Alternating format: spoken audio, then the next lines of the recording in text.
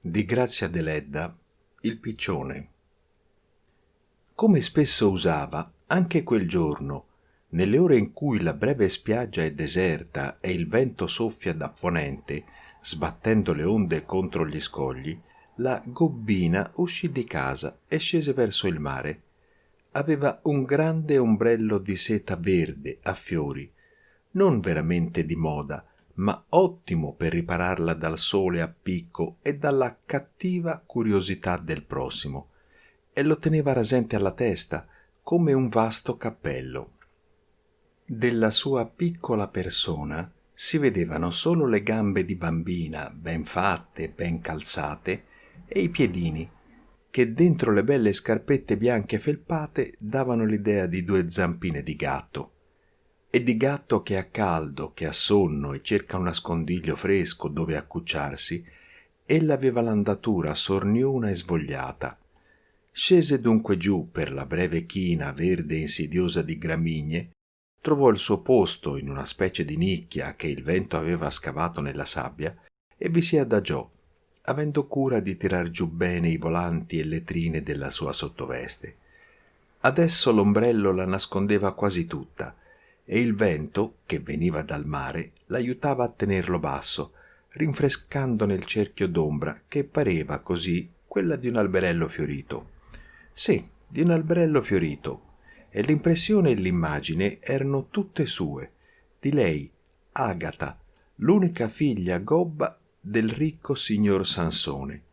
Di lei, Agata Sansone, che quando riusciva, come in quell'ora, a strapparsi dalla cornice nera e tarlata della sua vecchia casa di campagna e non si vedeva più negli occhi del suo prossimo, le sembrava di avere la trasparenza e la forza del nome che la sorte le aveva assegnato per scherno. «Buongiorno, signorina Agata, come sta?» Nel sentirsi scoperta, nonostante tutte le sue precauzioni, ella ebbe un moto di sdegno, ma niente paura. Chi la salutava e le si alzò davanti fra uno scoglio e l'altro e la pennellata lilla del fondo era una vecchia conoscenza, ed anzi, al primo impeto di dispetto, più che altro provocato dall'irriverenza che le si usava, salutandola cioè quando era evidente che ella voleva essere lasciata tranquilla, seguì un senso di sollievo, quasi di allegria in fondo ironica, quasi grottesca, ma preferibile sempre allo stato di tristezza, di esasperazione, e si dica pure di odio che la soffocava quando qualche altra persona si permetteva in certi momenti di salutarla. Poiché l'ombra che adesso le stava davanti, come uno sgorbio nero schizzato per dispetto su un bel quadro di maniera, altri non era che un gobbo. Egli teneva in mano il bastone e il berretto che si era tolto dalla grossa testa, coperta di una lanugine nera spruzzata di fili d'alghe. Con l'altra reggeva un grande coperchio di latta, che brillava come fosse d'argento, e la piccola Agata ebbe, nel guardarlo di sotto in su, una delle sue immagini poetiche. Sì, invero, il gobbino pareva un ognomo del mare, sbucato fuori dalle caverne della scogliera, con la luna piena in mano. Lentamente, con un fare da odalisca che le era naturale, ella sollevò i lunghi occhi verdi e scosse il bel braccino nudo, assediato di braccialetti con smeraldi, rubini e acque marine, che in tutto non avevano il valore del coperchio di latta. Poi domandò: «E tu come stai? Perché non ti sei fatto più vedere da queste parti?» impiegando un minuto abbondante per pronunciare queste parole. Grato, commosso, con gli occhi bianchi pieni di lagrime, egli fece un profondo inchino e subito raccontò i suoi guai, ma con una voce di gioia, come si trattasse di una bella canzone. «Questo coperchio, vedi», e lo agitava incandescente simile ad uno scudo, «me lo ha ordinato la signora Amabilia, la sua cuoca, ed era fatto fin dal giorno 12 maggio, ma giusto quel giorno sono caduto, slogandomi un piede e il polso destro. Eccolo, ancora non funziona bene. Fosse stato solo il polso, meno male. Un disgraziato, quando ancora può camminare, trova sempre qualche fratello che lo aiuta, ma così. 3 giorni sono stato nel mio buco aspettando soccorso. Finalmente è venuta la Gilda, la conosce? La ragazzina che va per le case, indovinando alle donne la fortuna. La Gilda ha un po' d'astio verso di me, perché dice che le donne credono più alla mia presenza che alle sue profezie. Ma, insomma, è venuta forse per assicurarsi che ero morto, e trovandomi ancora vivo mi ha fasciato, mi ha dato da mangiare e da bere, mi ha soccorso in tutti i modi. E adesso vado dalla signora Amabilia, che dapprima mi strillerà, poi, nel sentire le mie pene, si metterà a piangere e anche lei mi soccorrerà. Perché tutti mi vogliono bene e io voglio bene a tutti e spero. In che cosa sperasse non lo spiegò. Sperava, ecco tutto. E pareva fosse la divinità della speranza a raggiare intorno a lui, spandendosi nel mare, nel cielo, nella terra ed in tutte le cose.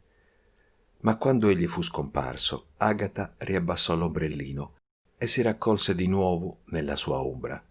Un sorriso sardonico le arricciò le labbra sensuali. Le sue dita, con le unghie simili a certe spine rosse dei rosai giovani, si affondarono nell'arena, quasi cercando di afferrarsi a qualche cosa. Poiché lei non conosceva la luce della speranza. In nulla credeva né sperava, neppure nel lampeggiare della sua intelligenza, del suo spirito, della sua profonda sensibilità. Vanità, illusioni. Lo scopo di tutte le cose, in una donna e forse anche in un uomo, è l'amore. E l'amore non esisteva per lei. Inoltre la sua vita era, per necessità di eventi, chiusa, gretta e amara. Il padre avarissimo, la madre sempre malata, figure pesanti e opache fatte di fattori, sensali, contadini, preti, servi, operai, sempre intorno a lei, nello sfondo della vecchia casa scricchiolante. E tutti, tranne i genitori, a guardarla col celato terrore della sventura. Ma ecco che lo sgorbio ritorna ad oscurare la luce della scogliera e di nuovo si toglie rapido il berretto. Adesso ha un involto sotto il braccio e stretto al petto con la mano dolente un piccolo piccione violetto col becco e gli occhi rossi. Anche il viso di lui è rosso e viola, eccitato come quello di un ubriaco. «Hai fatto presto», dice la signorina senza guardarlo. «Ho fretta di tornare a casa, sono tanto contento. La signora Amabilia mi ha dato questo piccioncino». Egli, ansante di gioia, ride di un riso che sembra pianto. «Per un piccione di nido?» «Sì, è rimasto solo perché il compagno è morto. La signora Amabilia dice: tiragli il collo e mangiatelo. Io, fossi 40 giorni digiuno, non gli toccherei una piuma. Lo terrò come un figliolino, gli farò una casetta». «Ed esso morrà perché non ha il compagno. È meglio, tiragli il collo», dice Agata con voluta crudeltà. Le irsute sopracciglia dell'uomo si sollevano come quelle di un leone. Anche lui guarda male la gobbina che porta sventura. Ed il piccioncino pare diventi ancora più piccolo entro il nido della mano amorosa, per nascondersi all'occhio malefico che gli augura la cattiva morte. Ella capisce e tenta di ridere, ma non può.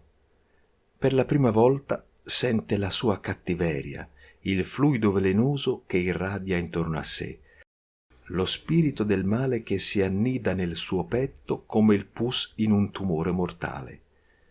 Ma perché, si domanda, perché il gobbo, povero e solo, ha la ricchezza del bene e lei tanta miseria? Ella non sa rispondersi, ma già qualche cosa si è aperta nel suo cuore, ed è lì il tumore maligno. Forse si creperà, forse col tempo potrà guarire.